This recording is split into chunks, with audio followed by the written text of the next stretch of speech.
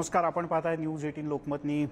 आज आपल्यासोबत गप्पांसाठी आणि काही खास विषयांवर बोलण्यासाठी आहेत असं एक व्यक्तिमत्व की ज्यांनी गेल्या 1.5 महिन्यात महाराष्ट्रामध्ये 5000 किलोमीटरपेक्षा जास्त प्रवास केलाय.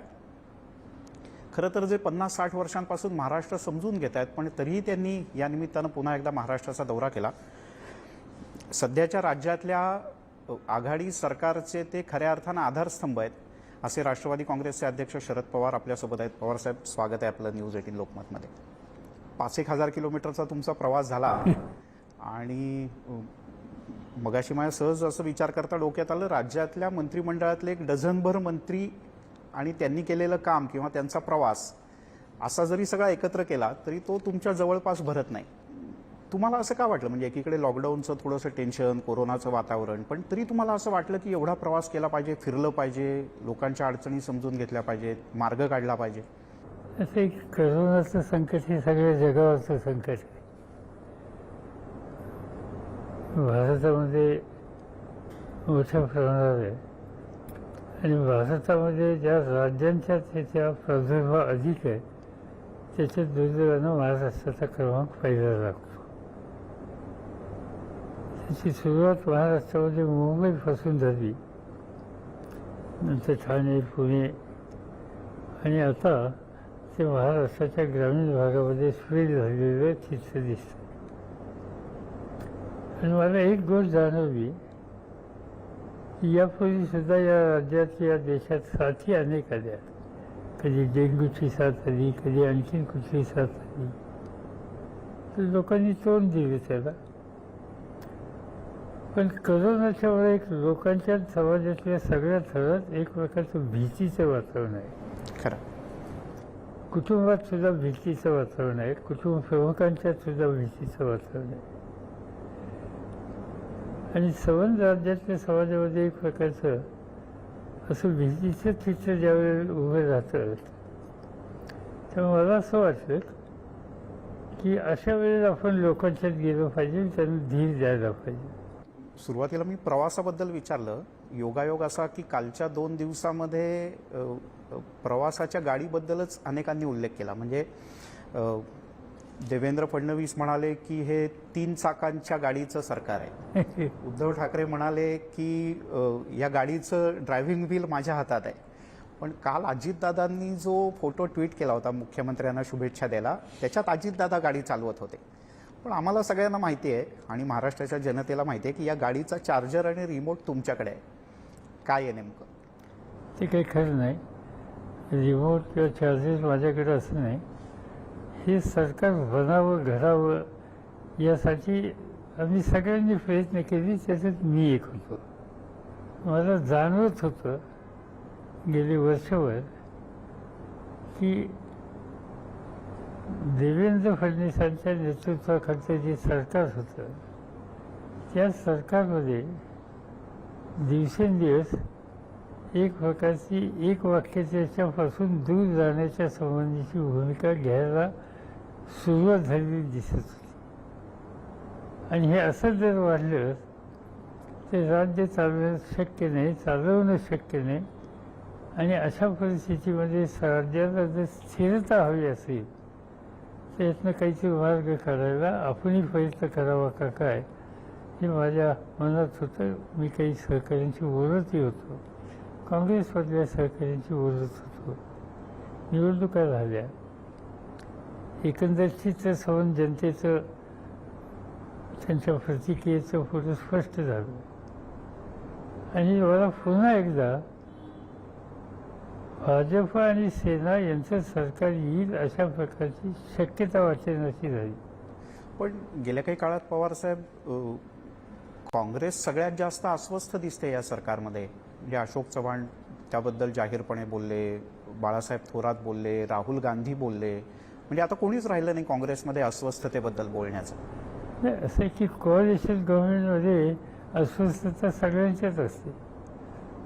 माझी गाठ नाही अलीकडे, पण मला वाटतं की मुख्यमंत्री उद्धव ठाकरेंच्यात सुद्धा अस्वस्थता असते. आमच्याही लोकांच्यात अस्वस्थता आहे, काँग्रेसमध्येही अस्वस्थता आहे. शेवटी 3 एकेकाळी हे तिघेही राज्य करणारे राज्यकर्ते होते. बरोबर.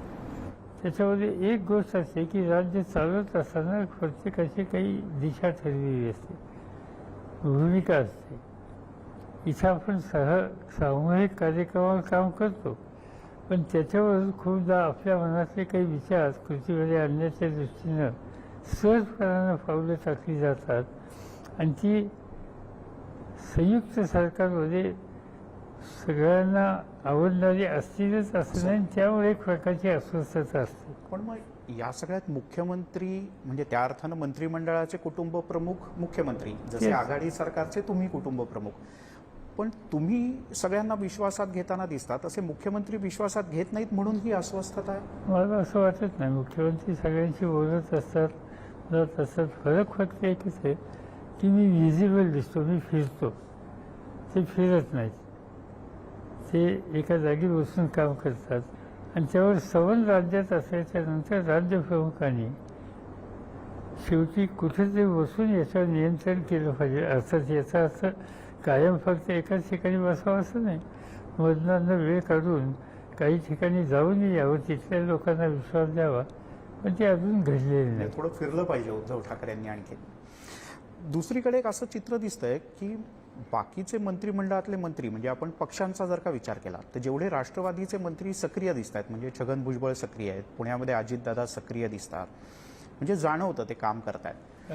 पण- सोफे हो, टोपे प्रश्नच नाही. सगळीकडे फिरतात. पण त्याच वेळेला शिवसेनेचे मंत्री मात्र या विषयात तेवढे सक्रिय दिसत नाहीत. म्हणजे एकेकाळी शिवसेना आपण अशी बघितली की खुट्ट झालं की सगळे रस्त्यावर उतरणार, काम करणार, झोकून देणार, पण अशी शिवसेना दिसत नाही आता, असे मंत्री दिसत नाहीत सेनेचे. तर त्याची कारणं मला माहिती नाहीत, पण माझ्या पक्षामध्ये आमचे सगळे सहकारी या सगळ्या संकटात आपण लोकांच्या उभं राहिलं पाहिजे या पक्क्या मताची. म्हणजे बाबरी मशीद पडली त्याची जबाबदारी शिवसेनेनं घेतली जाहीरपणे, संघानं घेतली नाही किंवा विश्व हिंदूनं घेतली नाही किंवा अन्य कोणी घेतली नाही. पण आता त्याच शिवसेनेला राम मंदिराच्या विषयात थोडंसं बॅकफूटवर जायला लागतंय, किंवा तुम्ही असा काही सल्ला दिलाय थोडं सबुरीनं घ्या, घाई करू नका? अजिबात नाही. असं आहे की राम मंदिराच्या संबंधी कुठेही मतभेद नाही, आमच्यातही मतभेद नाही. कारण सुप्रीम कोर्टाने एकदा निर्णय घेतल्याच्या नंतर याची चर्चा करायचीच नसते. या देशामध्ये सध्याच्या आपल्या घटनेनुसार सुप्रीम कोर्ट सुप्रीम, आणि सुप्रीम कोर्टाने मंदिर बांधण्याच्या संबंधीची स्वच्छ भूमिका घेतल्याच्या नंतर त्याला कोणाची वेगळी मतं असायचं कारणच नाही. मला फक्त एकच वाटतं की आत्ता मला प्रश्न विचारला गेला की तुम्ही जाणार आहात का, तर मी म्हणलं की माझी आत्ता फळाची इथल्या करोनाग्रस्त लोकांच्या मदतीची आहे, एवढंच. आणि ह्याच्यापेक्षा मंदिर त्या ठिकाणी होतं, आम्हाला आनंद आहे. त्या ठिकाणी काही लोक जाऊ शकतात, आम्हाला आनंद आहे. देशाचे प्रधानमंत्री त्या ठिकाणी जात आहेत, त्याच्यामध्ये आमची कोणाची तक्रार असायचं काही कारण नाही. आणि राज्यप्रमुखाच्यावर राज्याची इथे जबाबदारी असताना मला माहिती नाही, कदाचित ते जातील, त्यांचा नक्की निर्णय काय मला माहिती नाही, पण नाही गेले तर राज्यातल्या जनतेच्या हिताची जपणूक करण्यासाठी त्यांना इथं थांबावं लागलं तर त्याच्याबद्दल कोणी अस्वस्थ किंवा आक्षेप घेणार नाही. जसं राज्यात बाकीचे राष्ट्रवादीचे नेते खूप सक्रिय आहेत, राजेश टोपेंचं उदाहरण घेतलं आणि राजेश टोपेंनी खूपच चांगलं काम केलं आहे या सगळ्या काळात. पण तुम्हाला असं वाटतं की अजितदादा पवारांना महाराष्ट्र किंवा आम्ही सगळेजण जे ओळखतो ते खूप उत्तम कुशल प्रशासक म्हणून ओळखतो, किंबहुना महाराष्ट्रात आज जर का प्रशासन चालायची आणि धावायची क्षमता कोणात असेल तर ती सगळ्यात जास्त अजितदादा आहेत आत्ताच्या मंत्रिमंडळात. पण अजितदादा थोडेसे बॅकफूटवर आहेत असं वाटतं, किंवा त्यांनी स्वतःला थोडंसं पुण्यापुरतं मर्यादित करून घेतलंय? हे दोन गोष्टी आहेत. प्रत्येक मंत्र्याकडे काही जबाबदारी असते, त्या जबाबदारीचं स्वरूप हे लोकांच्या किती राहण्याच्याबद्दल सुसंगत आहे की सर्व सवलतीचं आहे हेही बघावं लागतं. अजितदादांच्याकडे जे काम आहे ते फायनान्स अँड प्लॅनिंग आहे. फायनान्स अँड प्लॅनिंग हे राज्य शासनाच्या दृष्टीनं, सगळ्या विभागाच्या दृष्टीनं, मंत्रालयाचं धोरण शास्त्राच्या दृष्टीनं अत्यंत महत्त्वाचं काम. पण हे काम फील्डवरचं नाही. जसं शेती खात्याचा मंत्री फील्डवर गेला पाहिजे किंवा फार बंधारे खात्याचा मंत्री फील्डवर गेला पाहिजे, किंवा आरोग्य खात्याचा मंत्री फील्डवर गेला पाहिजे, तसं फायनान्स हा मंत्री सतत फील्डवर राहण्याची आवश्यकता नाही. पण जे अजितदादा यामुळे- करू शकतात ते बाकीचे नाही ना करू शकत. आज त्यांच्याकडं पुण्यासारखा एक मुंबईच्या नंतरचा महत्त्वाचा जिल्हा आहे. ते आठवड्यातले 2 दिवस किंवा 3 दिवस कंप्लीट तिथंच असतात. तिथं दुर्दैवानं करोनाचं प्रमाणसुद्धा अधिक आहे. औद्योगिक क्षेत्रसुद्धा महत्त्वाचं आहे आणि त्यामुळे तिथं अधिक लक्ष घातलं पाहिजे अशा प्रकारची आमची अपेक्षा आहे. थोडंसं अजितदादांनी आणखीन सक्रिय व्हायला पाहिजे का? तुम्ही जसं म्हणालात की आघाडीचं सरकार आहे त्याच्यामुळे अजितदादांवर काही बंधनं आहेत. काय म्हणलं, इनफॅक्ट अजितदादा राष्ट्रवादी काँग्रेस पक्षाचं, विधिमंडळ पक्षाचं नेतृत्व त्यांच्याकडे आहे आणि त्यामुळे त्यांच्यावर आणि जयंत पाटील हे पक्षाचे अध्यक्ष या दोघांच्या अधिक जबाबदाऱ्या आहेत.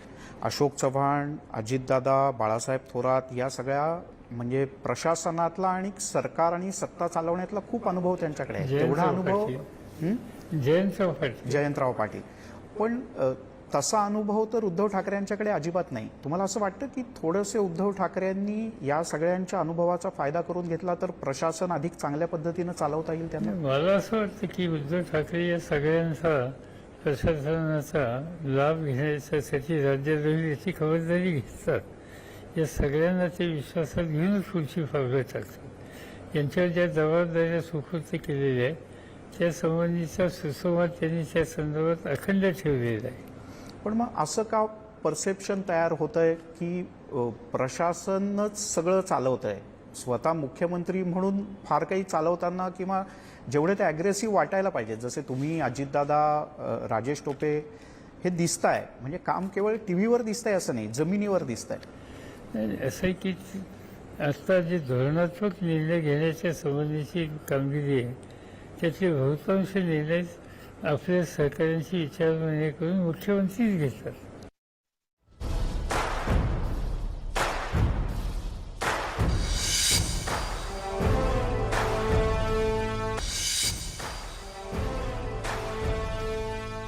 तुम्हाला असं वाटतंय की ज्योतिरादित्य शिंदे यांच्यानंतर पायलट याचा अर्थ काँग्रेसमध्ये तरुणांच्याकडे पूर्ण दुर्लक्ष होत आहे? म्हणजे तुम्ही असताना असं कधीच नव्हतं काँग्रेसमध्ये. मला तसं वाटत नाही. खरं सांगायचं म्हणजे आता ह्या दोघांनाही काँग्रेस पक्षाने प्रचंड संधी दिली होती. प्रचंड, म्हणजे मी बघतो, जवळून बघत होतो. पण मग जसं मध्य प्रदेशात ऑपरेशन कमळ आहे तसं राजस्थानात आहे आणि कदाचित महाराष्ट्रातही आहे कुठेतरी. त्याचं असं आहे की इथं भारतीय जनता पार्टी आणि केंद्र सरकार या दोघांनाही लोकशाहीतली आलेली त्यांच्या मनाच्या विरुद्धची सरकार ही त्यांना अजून डायजेस्ट होतात असं दिसत नाही. आपल्या विचाराच्या शिवाय वेगळ्या विचाराचं एखाद्या राज्यामध्ये शासन लोकांनी निर्वाचित केलं तर लोकांच्या मताचा आदर करणं ही राष्ट्रीय नेतृत्वाची जबाबदारी आहे. भाजपचं नेतृत्व ते करत नाहीये. ते आज नेतृत्व मला माहिती नाही, कारण मी नरेंद्र मोदींना पाहतो, जवळून कधी कधी सुसंवादी होतो. साधारणतः त्यांची इच्छा असते की शक्यतो राज्य सरकारच्या कामात असा हस्तक्षेप करू नये, पण त्यांच्याबरोबर सगळ्या पक्षातल्या त्यांच्या सहकाऱ्यांची तशीच भावना असेल असं दिसत नाही. मोदींना पर्याय काय? म्हणजे राहुल गांधी आणि काँग्रेसमध्ये आजपर्यंत गांधी घराण्याला काँग्रेस पर्याय शोधू नाही शकली आणि स्थिती काँग्रेसची अशी आहे की 1 वर्ष होईल आता महिना अखेरीला की काँग्रेसला अजूनही कायमस्वरूपी अध्यक्ष नाही मिळाला. तुम्हालाही खूप मोठं अपयश वाटतं राहुल गांधींचंही असं काँग्रेसचंही? आता या सगळ्या कोरोनाच्यामुळे सगळ्याच राजकीय पक्षांची ॲक्टिव्हिटी थांबल्या. हे जर नसतं तर याच्यापूर्वी अध्यक्षपदाची निवड झाली आहे. मला तशा प्रकारची काही चिंता वाटत नाही.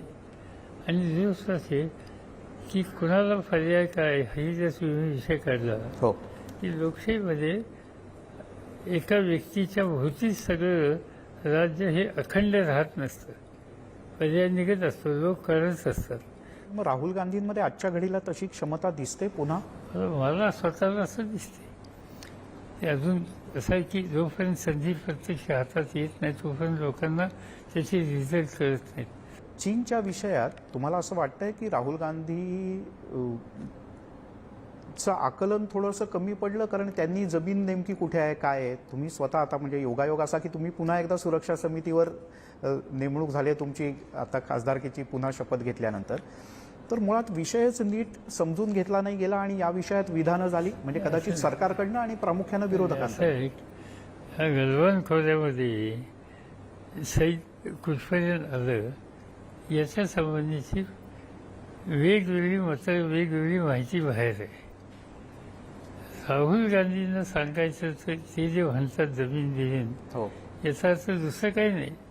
त्यांचं म्हणणं एकच आहे की अजूनही काही भागामध्ये चीनचं सैन्य आहे आणि ते चीनचं सैन्य आहे हे सांगितलं जात नाही आणि म्हणून पुन्हा पुन्हा तो प्रश्न त्या ठिकाणी करतो. माझं स्वतःचं मत असं आहे की आपण राष्ट्रीय नेतृत्व किंवा देशाचं नेतृत्व आणि आम्ही सगळे या प्रश्नावर एका विचारानं बघितलं पाहिजे आणि सहकार्य केलं पाहिजे.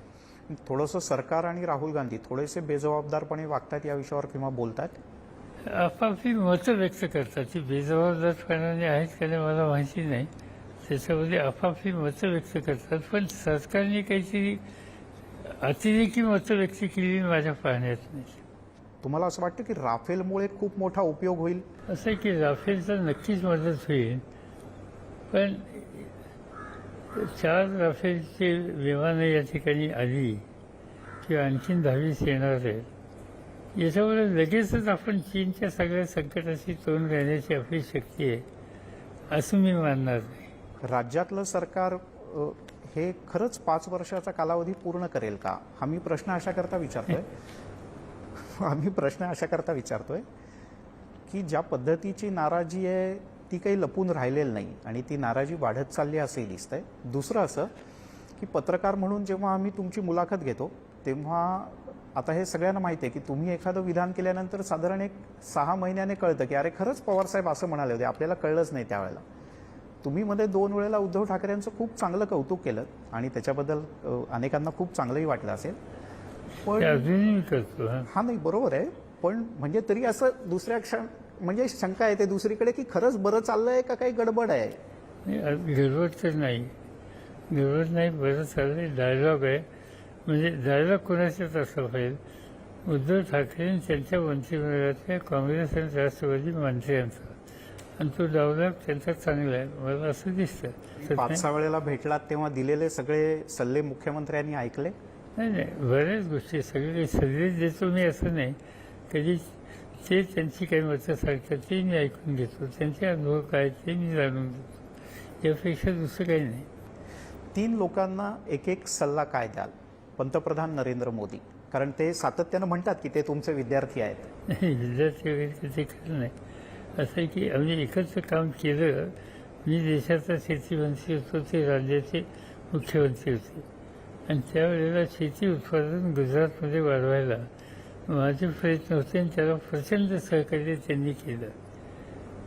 देशाच्या बाहेरसुद्धा आम्ही एकत्रितपणाने इस्रायलसारख्या देशात नवीन नवीन प्रयोग बघायला गेलो. त्यामुळे मला एक गोष्ट चांगली वाटते की मला कुठल्याही राजकीय विचाराची ती व्यक्ती माहिती याचा मी कधी विचार करत नाही. ओव्हरऑल देशाच्या किंवा राज्याच्या विकासाच्या संदर्भात विचाराची स्पष्टता असलेली ही केवळ समाजाच्या उपयुक्त पडते. मोदी हे त्यापैकी एक. पण याच्यात सल्ला नाही दिलात तुम्ही. त्यांनी देशाच्या करता काम करायला एक सल्ला कुठला महत्वाचा आहे जो सल्ला काय, त्यांचं अखंड काम चाललेलंच आहे. यापेक्षा त्यांना काय राहुल गांधींना काय सांगाल? हरवलेले म्हणजे एखादं लहान मुलं असतं ना ज्याच्यासमोर 25 खेळणी असतात, कुठलं उचलायचं तेच कळत नाही. राहुल गांधी माझ्या मते त्यांनी थोडा प्रवास वाढवला पाहिजे. त्यांनी सुरुवातीला त्यांनी अनेक ठिकाणी ते गेलेल्या लोकांशी डायलॉग केला. मला आठवतं आहे मी देशातल्या साखर धंद्यातल्या एका संस्थेचा अध्यक्ष आहे, वसंतदादा शुगर इन्स्टिट्यूट. आणि एक दिवशी माझ्या गव्हर्निंग काउन्सिलची मीटिंग चालू होती तिथं मांजरीला आणि मला निरोप आला की राहुल गांधी येतात. राहुल गांधी येतात काही माहिती नाही काय नाही.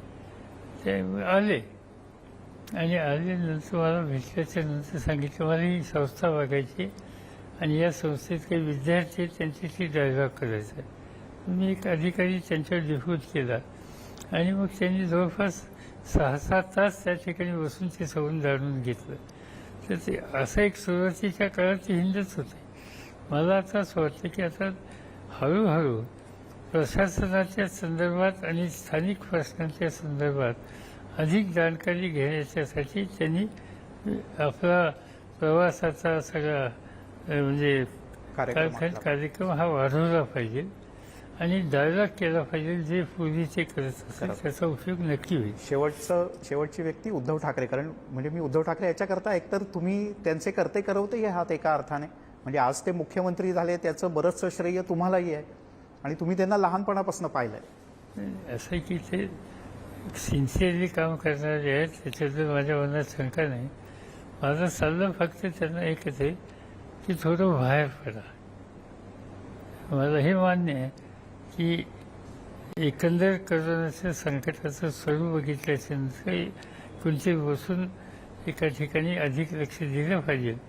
पण ते पहिल्या महिना 2 महिन्यात ठीक होतं. आता हळूहळू कधीतरी विदर्भात काही ठिकाणी जाऊन यावं, मराठवाड्यात काही ठिकाणी जाऊन यावं, पश्चिम महाराष्ट्रात जाऊन यावं.